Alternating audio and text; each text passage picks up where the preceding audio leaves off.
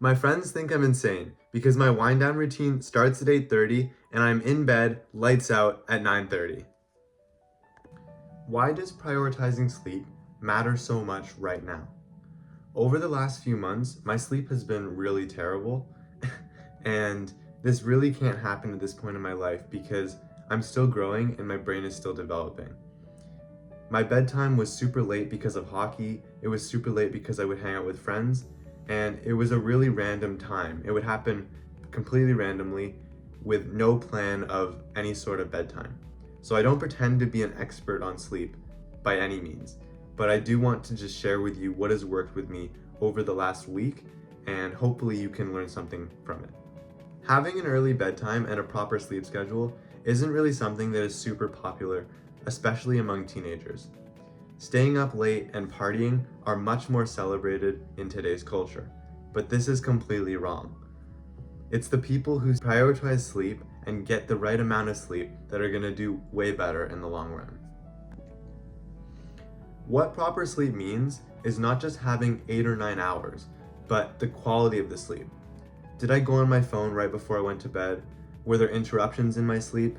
Did I wake up a few times during the sleep? How quickly did I fall asleep? These are all things that make or break a proper sleep.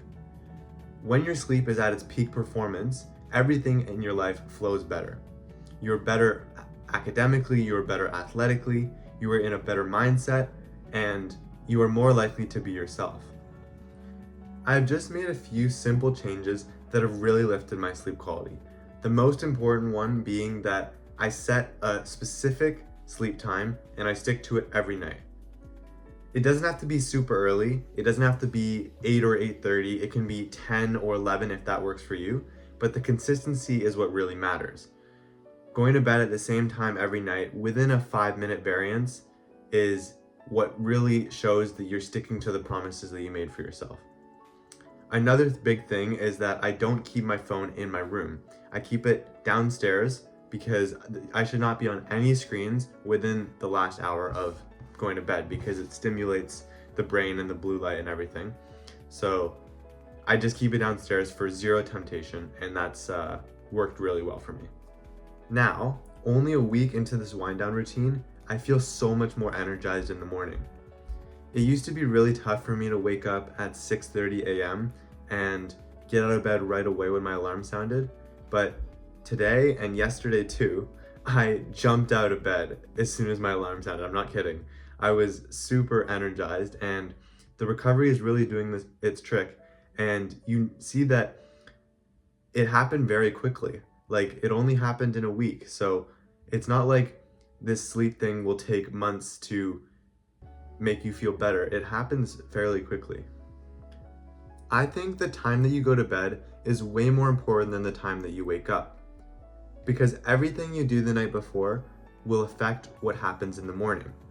Don't focus on the time that you wake up, focus on the time that you go to bed, and set it like an appointment to yourself. Don't be late. Being late for yourself is so much worse than being late for someone else. Once your sleep is fixed, you'll find that everything in your life is going to get easier. You'll have more energy, you'll be able to exercise more, you're going to want to eat better, and your confidence is probably going to grow as well. By following through with the sleep routine when nobody's watching, you're staying true to the promises that you made to yourself, and in turn, building the confidence. Having a positive self-image really shows when you're out in public with other people.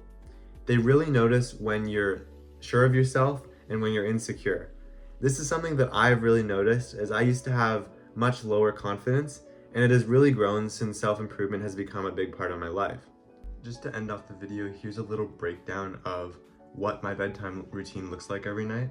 So at 8:30, I will bring everything upstairs from whatever I was doing downstairs, so just organizing my room a little bit, just cleaning up so that I feel organized in the morning. And then I will do stretching, because that's part of my daily routine now, is I just stretch every day at the beginning of my bedtime routine, because it does elevate my resting heart rate a little bit, so I don't want it to be right before I go to bed.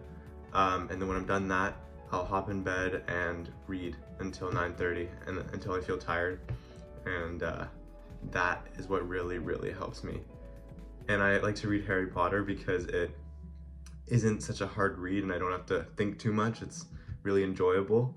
So I recommend just finding a book that you really like to read, and that'll help you fall asleep faster, I think.